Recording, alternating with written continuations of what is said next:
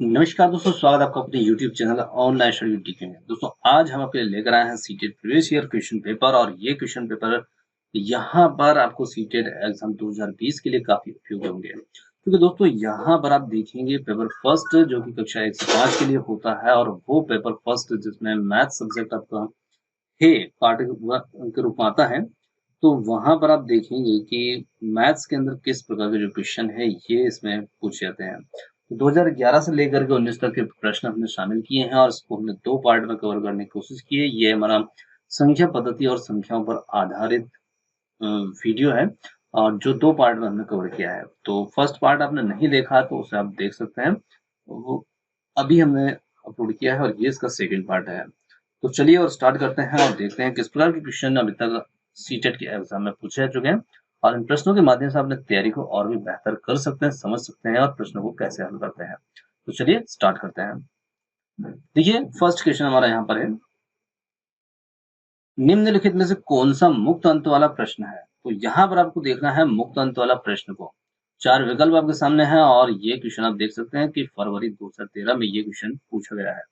Option है इस प्रकार से 2/7 से 7 ज्यादा क्या है। बी ऑप्शन है यहाँ पर 25, 71, 19, 9, 8, 17, 85 अवरोही संख्या अवरोही क्रम में लिखिए। और सी ऑप्शन है कौन सा बड़ा है 1/3 या 7/5। और डी ऑप्शन है यहाँ पर 2.7 से बड़ी कोई चार संख्याएं लिखिए। तो यहाँ पर आपको समझना यह है कि मुक्त अंत का मतलब क्या होता है। देखिए नाम से स्पष्ट है, मुक्त का मतलब होता है स्वतंत्र अंत वाला प्रश्न। तो स्वतंत्र अंत का मतलब होगा कि जहां पर उसके कई उत्तर हो सकते हैं, ऐसा प्रश्न हमारा मुक्त अंत वाला प्रश्न हो सकता है जिसके कई उत्तर हो सकते हैं और विद्यार्थी अपनी स्वतंत्रता पूर्वक कोई सा भी उत्तर वहां पर बता दे, वो हमारा मुक्त अंत वाला प्रश्न होता है। अब देखिए उदाहरण के लिए ऑप्शन डी हमारा यहाँ पर उत्तर होगा और किस प्रकार से होगा, क्यों होगा, तो यहाँ पर हम इसको समझते हैं। देखिए 2.7 से बड़ी कोई चार संख्याएं लिखी है। आपने किसी विद्यार्थी से कहा कि 2.7 से बड़ी कोई चार संख्या लिखी है। हो सकता है कि किसी विद्यार्थी ने उत्तर यहाँ पर बता दिया कि 5, किसी ने बता दिया 9, किसी ने बता दिया 10, किसी ने बता दिया 50 और किसी ने बता दिया 100, किसी ने 200, क्योंकि यहाँ पर हर विद्यार्थी अपनी इच्छा के अनुसार उत्तर दे सकता है। तो बताइए आप किसका उत्तर सही करेंगे। तो हम यहाँ पर सभी का उत्तर हमें सही करना होगा, क्योंकि ये प्रश्न जो है मुक्त अंत वाला प्रश्न है और यहाँ पर कोई सा भी उत्तर कोई भी विद्यार्थी दे सकता है। हम जितने विद्यार्थी से यहाँ प्रश्न करेंगे उतने विद्यार्थी अपना नया नया उत्तर देंगे। तो प्रश्न उम्मीद करते हैं आप समझ गए होंगे। तो चलिए और बढ़ते हैं अगले क्वेश्चन की ओर। देखिए अगला हमारा क्वेश्चन है, एक संख्या का दशमलव निरूपण समझने के लिए निम्नलिखित में से कौन सी पूर्व जानकारी होना चाहिए। अब देखिए दशमलव का निरूपण समझने के लिए यहाँ पर कौन सी पूर्व जानकारी होना या उसका ज्ञान होना जरूरी है। तो देखिए यहाँ पर विद्यार्थी को कौन सा ज्ञान होना जरूरी है। चार विकल्प आपके सामने हैं। यहाँ पर योग की बात करें, व्यवकलन की बात करें या स्थानीय मान या गुणा की। तो देखिए हम बच्चे को यहाँ पर दशमलव निरूपण समझाने की कोशिश कर रहे हैं और उसके लिए बच्चे को ऑप्शन सी जो होगा स्थानीय मान, इसकी जानकारी होना बहुत जरूरी है, क्योंकि स्थानीय मान उसको ज्ञात होंगे तो दशमलव निरूपण समझने में बच्चे को यहाँ पर आसानी होगी। चलिए बढ़ते हैं अगले क्वेश्चन की ओर और यहाँ पर ऑप्शन सी जो स्थानीय मान होगा ये हमारा उत्तर हो जाएगा। चलिए अगला क्वेश्चन देखते हैं।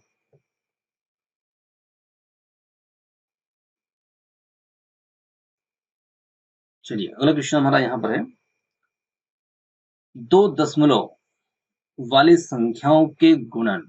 यहाँ पर संख्याएं दे रखी हैं जिसमें 0.3 और 0.2 का गुणा किया जा रहा है। तो बराबर यहाँ पर उत्तर निकल के आ रहा है 0.06। तो कहने का मतलब है कि दो दशमलव वाली संख्याओं का गुणनफल हमें बच्चों को समझाना है, उसकी संकल्पना को बच्चे को समझाना है। तो यहाँ पर हम निम्नलिखित में से कौन सा शिक्षण अधिगम साधन उचित होगा। ये क्वेश्चन आप देख सकते हैं, ये जुलाई 19 के अंदर पूछा गया क्वेश्चन है। अभी करंट ईयर में ही ये पूछा गया है, जो हमारा पिछला ईयर गया है उसी के अंदर। तो यहाँ पर 4 विकल्प हैं, आप ग्राफ पेपर का सहारा लेंगे, डायनिक्स ब्लॉक्स का लेंगे, टेलर का गिनतारा या संख्या चार्ट। किसे आप चुनेंगे इन चारों में से बच्चे को यहाँ पर दशमलव की संख्याओं का गुणन समझाने के लिए। तो देखिए यहाँ पर हम देख सकते हैं कि ग्राफ पेपर जो आपने देखा होता है और ग्राफ पेपर के अंदर ऐसी बहुत सारी बारीक-बारीक सी लाइनिंग बनी होती है और उन लाइनिंग के माध्यम से हम बच्चे को यहाँ पर जो संख्याओं का गुणन है वो बहुत आसानी से सिखा सकते हैं। क्योंकि यहाँ पर कुछ लाइनें मोटी होती है और कुछ लाइनें जो है वो पतली लाइनें होती हैं। तो हम मोटी लाइन को पूर्ण संख्या, पतली लाइन को दशमलव की संख्या इस प्रकार मान कर भी बच्चे को यहाँ पर इसके माध्यम से ये समझा सकते हैं और गुणा जो है वो बहुत आसानी से इसमें हम सिखा सकते हैं। देखिए यहाँ पर एक छोटा-सा मैं बता रहा हूँ, जैसे बच्चों को गुणा सिखाने के लिए लाइनों का उपयोग किस प्रकार से हम कर सकते हैं। तो ये थोड़ा-सा यहाँ पर जैसे मान लीजिए कि 2 लाइनें हैं, ये। अब आप देखेंगे कि 2 लाइनें हैं तो मैं यहाँ पर बात कर रहा हूँ छोटे से उदाहरण की, जैसे 2 गुणित हमें 3 करना है। तो यहाँ पर आप देख सकते हैं मैंने 2 लाइनें ऐसी ले ली और मैं चाहे 3 लाइनें ऐसी ले लूँगा। अब इसका उत्तर कितना होगा? तो जो यहाँ पर कटान बिंदु हमें देख रहे हैं, ये कटान बिंदु हम गिन लेते हैं तो हमारा उत्तर मिल जाता है। तो ऐसे भी बच्चों को गुणा जो है वो सिखाया जाता है। तो आप देखेंगे यहाँ पर 6 कटान बिंदु मतलब 2 और 3 रेखाएँ जब प्रतिच्छेदी रेखाओं के रूप में होती है, तो यहाँ पर हमने देखा कि 6 जगह पर वो प्रतिच्छेद कर रही है। तो बच्चा इनको गिन कर के यहाँ सीधे इसका उत्तर लिख सकता है। चलिए बढ़ते हैं अगले क्वेश्चन की ओर। अगला हमारा क्वेश्चन है, मैं कौन सी संख्या हूँ? मैं 2 अंकों की सम संख्या हूँ। मैं 3, 4, 6 का सार्वगुणज हूँ और मेरे कुल 9 गुणनखंड हैं। तो चारों जो कथन यहाँ पर हमें दे रखे हैं उनके हिसाब से हमें यहाँ उत्तर का चयन करना है और क्वेश्चन जो है आप देख रहे हैं 2019 में पूछा गया प्रश्न है। तो यहाँ पर देखिए आपको सार्वगुणज के बारे में जानकारी होना चाहिए। यहाँ पर 36, 48 और 24 ये तीनों संख्याएं देखें तो 3, 4, 6 के सार्वगुणज हैं और सार्वगुणज का मतलब होता है ऐसे गुणज जो 3 के, 4 के और 6 के तीनों के ही पहाड़े में आती हो। सीधे-सीधे हम सरल शब्दों में कहें तो वे संख्याएं जो 3, 4 और 6 के पहाड़े में आती हो। तो आप देखें 24 जो है वो तीनों के पहाड़े में आता है, 3 के में भी आता है, 4 के में भी और 6 के में भी। तो जो तीनों के पहाड़े में आ रहा है वो उन तीनों का सार्वगुणज कहलाता है। उसी प्रकार से हम देखते हैं 36 जो है 36 भी सार्वगुणज के रूप में है। 3 के पहाड़े में भी 30 के बाद हम आगे चलेंगे 36 आ जाएगा, 4 के में आ जाएगा, 6 के में भी आ जाएगा। इसी प्रकार से हम देखते हैं यहाँ पर 24 तो हम देख चुके हैं। 48 तो 48 भी 3 के पहाड़े में आ जाएगा, 16 बार बोलेंगे, 4 के में भी आ जाएगा और इसी के साथ में 6 के पहाड़े में भी आ जाएगा। चलिए अब बात करते हैं, यहाँ पर उसने कहा है कि मेरे कुल 9 गुणनखंड हैं। तो ये हमें इसमें देखना है। तो देखिए अब इन तीनों संख्याओं के यहाँ पर हम देख सकते हैं कि गुणनखंडों की संख्या और उसी के आधार पर हमें यहाँ पर तय करना है कि वो कौन सा हमारा उत्तर होगा। तो चलिए देखते हैं 24 के गुणनखंड देखें तो 24 के गुणनखंड होंगे यहाँ पर 1, 2, 3, 4, 6 और इसी के साथ 8, 12 और 24। अब इनको आप गिन सकते हैं, ये 1, 2, 3, 4, 5, 6, 7 और 8। तो यहाँ पर 24 के गुणनखंड हमने देखे कितने बन रहे हैं 8। तो 24 हमारा उत्तर यहाँ पर नहीं होगा क्योंकि गुणनखंड उसके 9 होना चाहिए। अब हमारे सामने संख्याएं बच जाती है 36 और 48। तो 36 के गुणनखंड देखते हैं तो 36 के गुणनखंड हम यहाँ पर लिखते हैं। 36 के गुणनखंड हो गए 1, 2, 3, 4, 6, 12 और 12 के बाद में चलते हैं 18 और 18 के बाद में आ जाता है 36। वो संख्या खुद भी उसका गुणनखंड होती है। चलिए अब इनको गिनते हैं 1, 2, 3, 4, 5, 6, 7, 8 और इसमें हमें एक संख्या हमारी मिस हो गई है, वो था 9 क्योंकि 9 भी 36 का गुणनखंड होता है, 9 चौको 36। तो 9 भी यहाँ छूट गया था। तो इस प्रकार से हमारा यहाँ पर 36 के जो गुणनखंड निकल के आएंगे वो हो जाएंगे कुल 9। 48 के देखते हैं तो 48 का 1, 2, 3, 4, 6, 8, 12, 16, 24 और 48। तो ये 48 के इनको गिनेंगे 4, 5, 6, 7, 8, 9, 10। ये हो रहे 10। तो हम यहाँ हमारा उत्तर जो है ऑप्शन ए को चुन सकते हैं 36 को, क्योंकि 36 के गुणनखंड यहाँ पर 9 है। चलिए बढ़ते हैं अगले क्वेश्चन की ओर।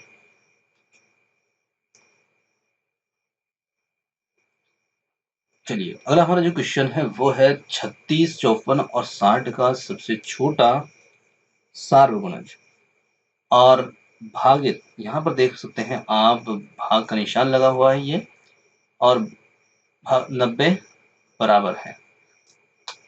इसका हमें यहाँ पर उत्तर देखना है। चलिए किस प्रकार से सॉल्व करेंगे इसको। तो देखिए यहाँ पर हमें 36, 54 और 60 तीनों संख्याओं का हमें छोटा सार्वगुणज लेना है। अब देखिए सार्वगुणज अभी हमने देखा कि ऐसी संख्या होती है जो तीनों के पहाड़े में आती हो, और यहाँ पर 54, 60 और 36, तो उस संख्या का हमें चयन करना है। अब आप इनके गुणज नहीं जानते हैं, तो आप थोड़ा सा क्या कीजिएगा कि जैसे आप 36 में 1 का गुणा करके 36 हो गया, फिर 36 में आप 2 का गुणा करेंगे तो इस प्रकार से ये 72 हो जाएगा। 36 में 3 का गुणा करेंगे 108 हो जाएगा। तो इस प्रकार से आपको इन संख्याओं के सार्वगुणज लिख लेना है। अब देखिए 36 को हम 10 तक लिखेंगे इस प्रकार से, तो टोटल हमारे पास में 36 गुणित में 10 करता हूँ सीधे तो 360 हो जाएगा। चलिए अब हम बात करते हैं 54 की। इसी प्रकार से हम 54 के कुछ गुणज लिख के देखेंगे। इसी प्रकार से हम 60 के गुणज लिख के देख लेंगे, और उन तीनों के गुणजों में जो भी संख्या में मिलकर के आएगी वो इनका सार्वगुणज होगा, पर वो आना चाहिए तीनों के पहाड़े में।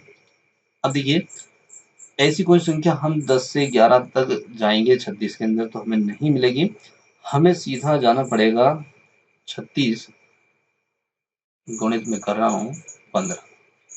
देखिए अब 36 गुणित 15 हम करते हैं तो थोड़ा सा मैं यहाँ उदाहरण ले लेता हूँ। 36 गुणित 10 करूंगा 360 हो जाएगा। इसी प्रकार से 36 गुणित 5 और करता हूँ तो 36 गुणित 5 करूंगा तो ये हो जाएगा 180। तो कुल मिलाकर के मैंने 10 एक टुकड़े में लिया, 5 एक टुकड़े में, तो ये मैंने 15 का गुणा ऐसे कर दिया है। तो ये यहाँ पर हो जाता है 540। अब देखिए 540 एक संख्या आ रही है, मैंने निकाल लिया है, और 60 के पहाड़े में भी ये आ जाएगी, क्योंकि आप 0 से 0 क्रॉस करेंगे और 6 से 54 को क्रॉस करके देख सकते हैं। तो इस 6 से भी क्रॉस कर सकते हैं ये। अब इसी के साथ में ये 54 से भी क्रॉस हो जाएगा 10 बार।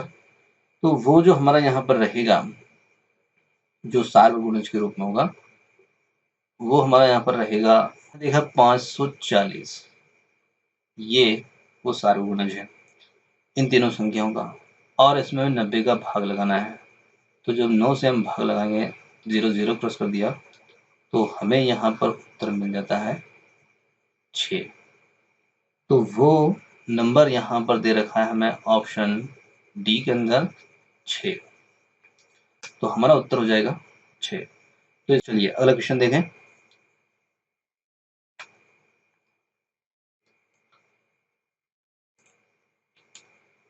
देखिए अगला हमारा क्वेश्चन आ रहा है यहाँ पर 36 और 48।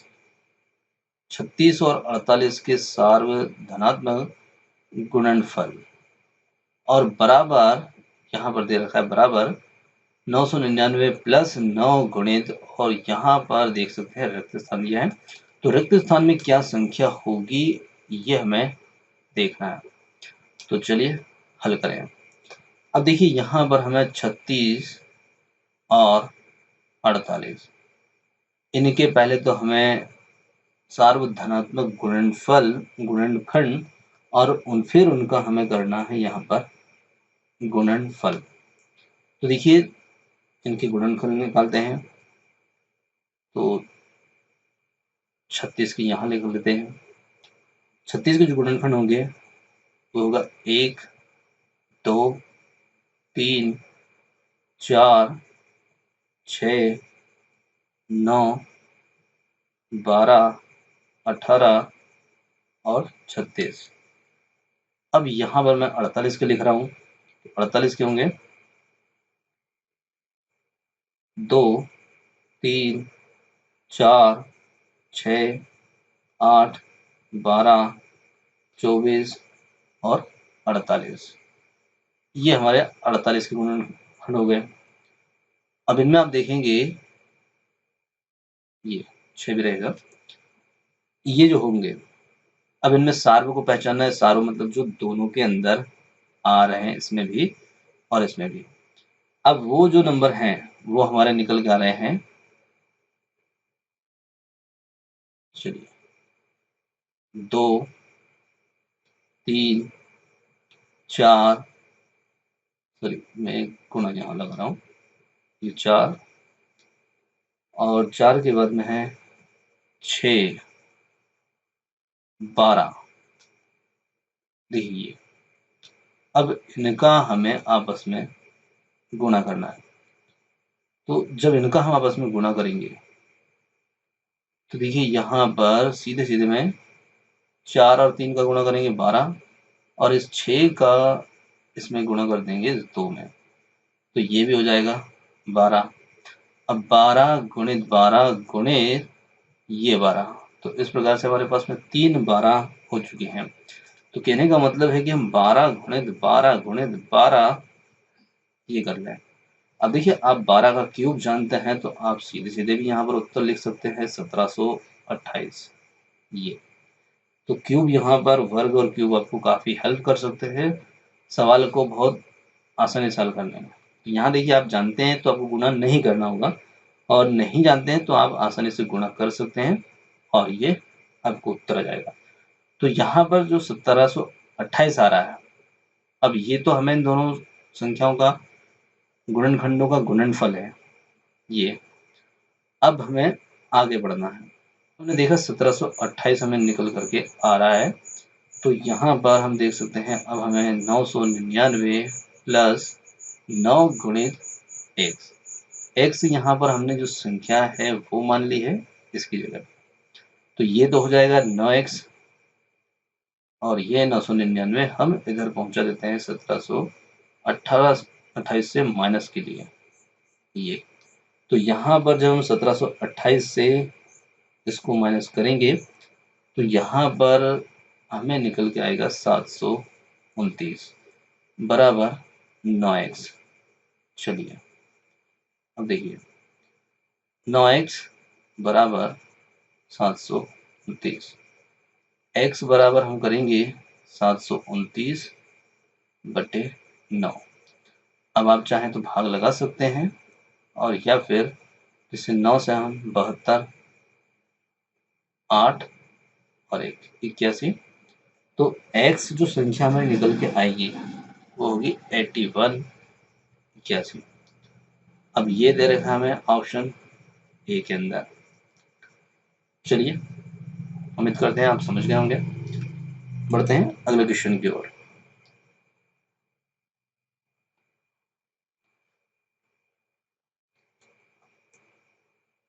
छियानवे के सभी धनात्मक गुणनखंडों का योगफल।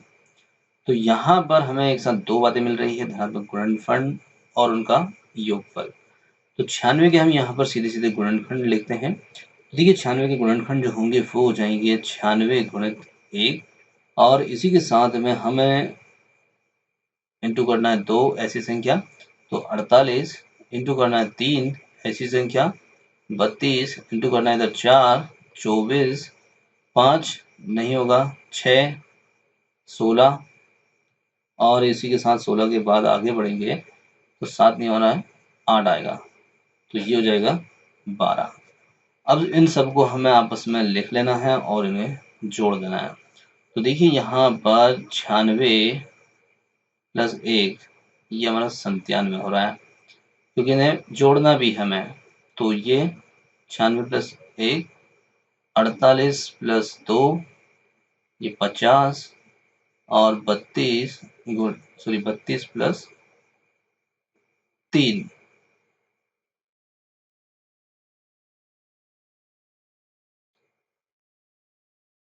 और ये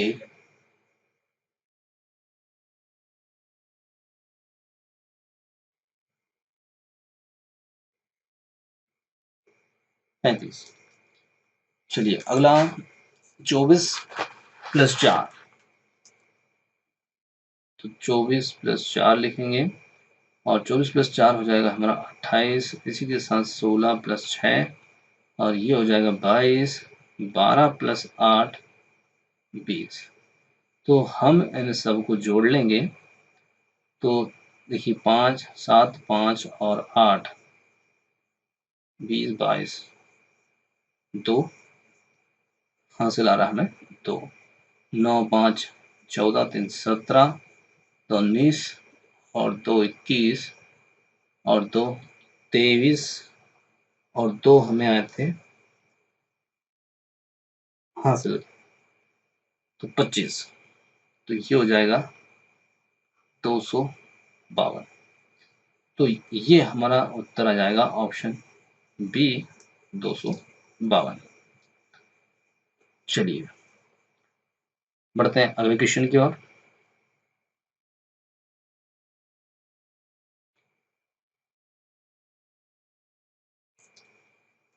ये अगला हमारा क्वेश्चन है 21 और 49 के बीच 7 के गुणजों का योगफल और भागे 25 और 30 का सार्व सबसे बड़ा सार्व गुणनखंड बराबर है।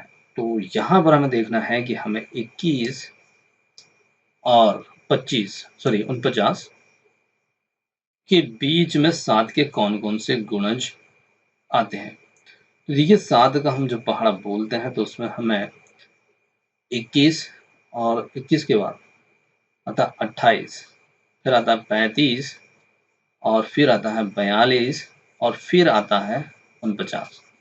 तो यहाँ पर हमें मिल रहा है 3 नंबर। अब इनका हमें करना है योग। तो हमें 28, 35 और 42 इन्हें जोड़ लेना है। तो यहाँ पर देखिए 2, 5 और 8 ये हो जाते हैं हमारे 15, 5 हासिल 1, 4, 3 और 2 9 और 1 हासिल 10 105।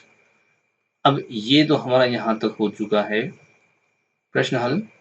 इनके गुणजों का योगफल ये हमें निकल गया है 105। अब हमें इसमें भाग लगाना है 25 और 30 का सबसे बड़ा सार्व गुणनखंड, तो वो हो जाता है 5, क्योंकि 25 और 30 का जो सार्व गुणनखंड होगा जो दोनों में आता हो वो है 5। और जब हम यहाँ पर 105 को 5 से भाग लगाएंगे तो ये हो जाएगा 21। तो यहाँ पर हम कह सकते हैं कि ऑप्शन डी जो होगा वो हमारे लिए सही उत्तर होगा। तो ऑप्शन डी हो जाएगा हमारा उत्तर। चलिए अगला क्वेश्चन देखते हैं।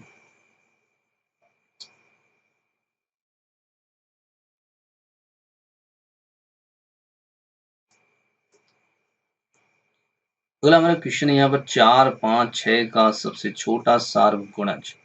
देखिए 4 5 6 का सबसे छोटा सार्वगुणज जो कि इन तीनों के पहाड़े में आता हो और होना चाहिए वो सार्वगुणज, मतलब तीनों में भी। अब आप देखते हैं यहाँ पर कौन सा नंबर ऐसा ले सकते हैं। तो 4 5 और 6 जब हम बढ़ते हैं इनमें गुणज लिखने के लिए तो 4 की गुणज है 8 12 16 20 24।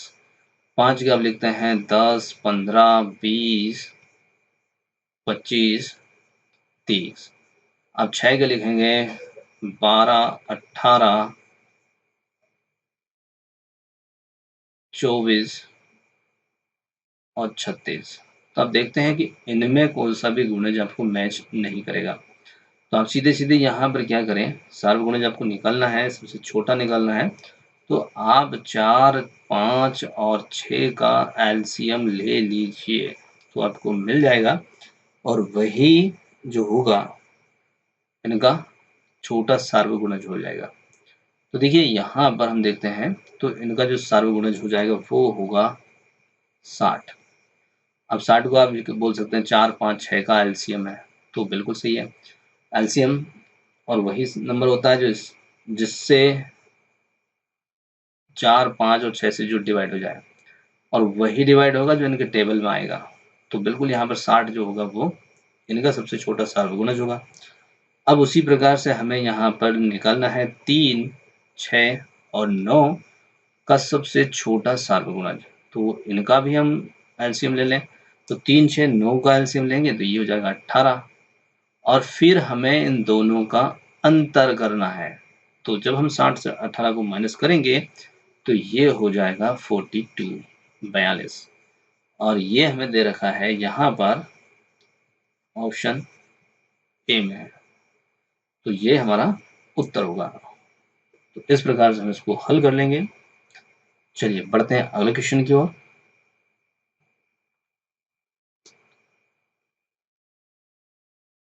ये अगला हमारा क्वेश्चन है यहाँ पर 210 के धनात्मक गुणनखंडों का योगफल। तो सीधे सीधे हमें यहाँ पर 210 की गुणनखंड निकालना है। तो 210 की गुणनखंड हम यहाँ पर निकाल सकते हैं, जैसे 210 गुणित 1। इसी प्रकार से यहाँ पर आगे अगली संख्या हम लिखेंगे 105 गुणित 2। इसी प्रकार से हम लिख सकते हैं 70 गुणित 3, और इसी प्रकार से आगे हम लिख सकते हैं 4 तो इसमें होगा नहीं, सीधे में 5 पर जाना होगा, और 5 के लिए हम चयन कर सकते हैं 42 का, ये 5। इसी प्रकार से 35 गुणित 6, इसी प्रकार से हम लिख सकते हैं 30 गुणित 7, और इसी प्रकार से आगे हम लिख सकते हैं 21 गुणित 10, और आगे हम लिख सकते हैं इसमें 14 गुणित 15। तो यहाँ पर हमें इन सबको जोड़ना है, और इन सबका जो जोड़ होगा, योग होगा, वही हमारा उत्तर होगा। तो चलिए जोड़ते हैं। देखिए यहाँ पर 210 प्लस 1 ये हो जाता है 211।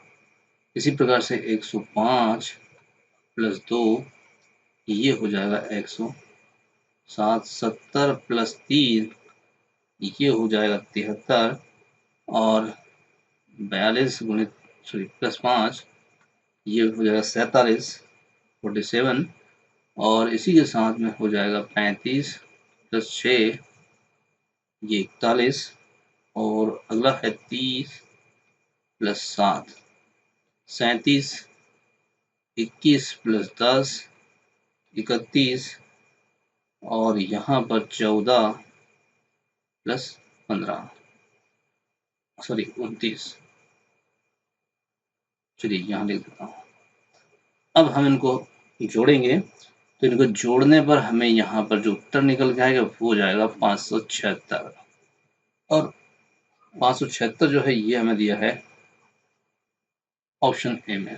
तो आप चाहें तो इनको जोड़ सकते हैं, मैंने जोड़ रखा है ताकि ज़्यादा टाइम इसमें वेस्ट ना हो। चलिए बढ़ते हैं अगले क्वेश्चन की ओर।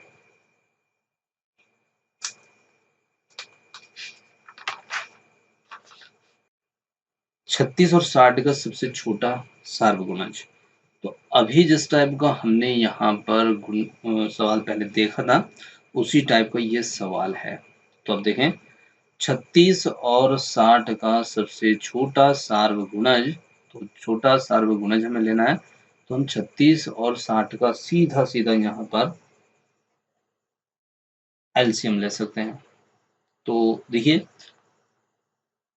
ऐसा नंबर जो दोनों में आए तो वो हो जाएगा 180। अब 180 को आप 36 से भी डिवाइड करके देख सकते हैं, 60 से भी कर सकते हैं, तो 60 के टेबल में भी होगा और ये 36 के भी टेबल में भी आएगा। तो ये तो हो गया हमारा यहाँ पर सबसे छोटा सार्वगुणज। अब बात करते हैं 18 और 45। ये का सबसे बड़ा सार्वगुणनखंड। तो 18 और 45 का जो सबसे बड़ा सार्वगुणनखंड होगा, तो यहाँ पर देखिए सार्वगुणज है और यहाँ गुणनखंड है। तो जब आपको गुणज की बात की जा रही है तो आप एलसीएम निकाल सकते हैं, और जब आपको गुणनखंड की बात की जा रही है सार्वगुणनखंड, तो आपको एचसीएफ महत्तम समापवर्तक, सॉरी एचसीएफ ये निकालना है। तो ये 18 और 45 का जो सबसे बड़ा सार्वगुणनखंड होगा वो होगा 9, और यहाँ पर हुआ ये 180, और यहाँ इन दोनों के बीच में लगा है भाग। तो यहाँ हम 180 भागित 9 करेंगे तो ये हो जाएगा 20। तो यहाँ पर उत्तर आ जाएगा हमारा ऑप्शन ए 20। चलिए अगला क्वेश्चन देखते हैं।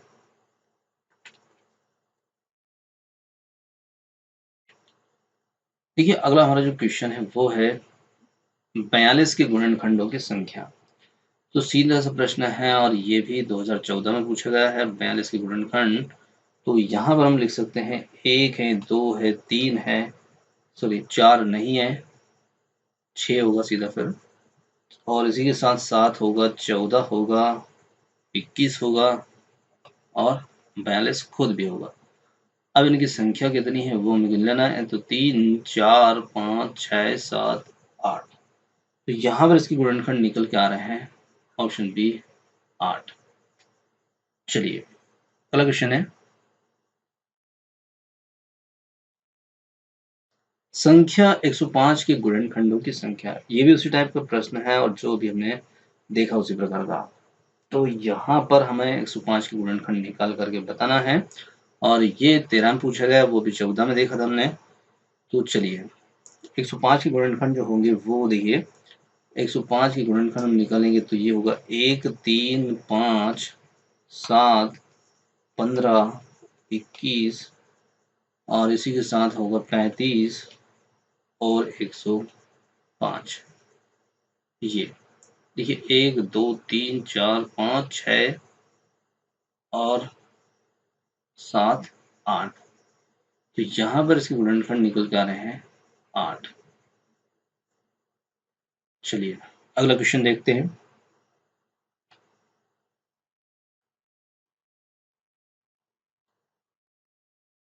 अगला हमारा क्वेश्चन है 5, 10 और 35 के सबसे छोटे सार्वगुणज। मैं ज्यादा स्पॉइल नहीं करूंगा। और सबसे बड़े सार्वगुणनखंड। देखिए दो बातें एक ही साथ इसमें बोल दी गई है कि सबसे छोटे सार्वगुणज, तो वो हो जाएगा हमारा एलसीएम, और सबसे बड़े सार्वगुणनखंड तो वो हो जाएगा एचसीएफ, और इन दोनों का हमें अंतर निकाल देना है। तो देखिए यहाँ पर हम देखें 5, 10 और 35, तो इनका एलसीएम जो होता है वो हम यहाँ पर ले सकते हैं 70। देखिए 5 से डिवाइड हो जाएगा, 10 से भी और 35 से भी, और 5, 10, 35 इनका हम एचसीएफ लेते हैं तो वो हो जाएगा 5। ये एचसीएफ, ये एलसीएम। एलसीएम जो होगा वही आपका छोटा सार्वगुणज होगा, और जो सार्वगुणनखंड होगा वही, और ये सबसे बड़ा है तो वो होगा हमारा एचसीएफ। तो अब इसका हमें अंतर निकालना है, क्योंकि यहाँ अंतर को बोला है, तो हम अंतर निकालेंगे तो 70 से हम 5 को घटा देंगे तो ये हमारा हो जाएगा 65। तो 65 जो होगा ये हमारा उत्तर आ जाएगा निकल करके ऑप्शन डी में 65। चलिए देखते हैं अगला क्वेश्चन।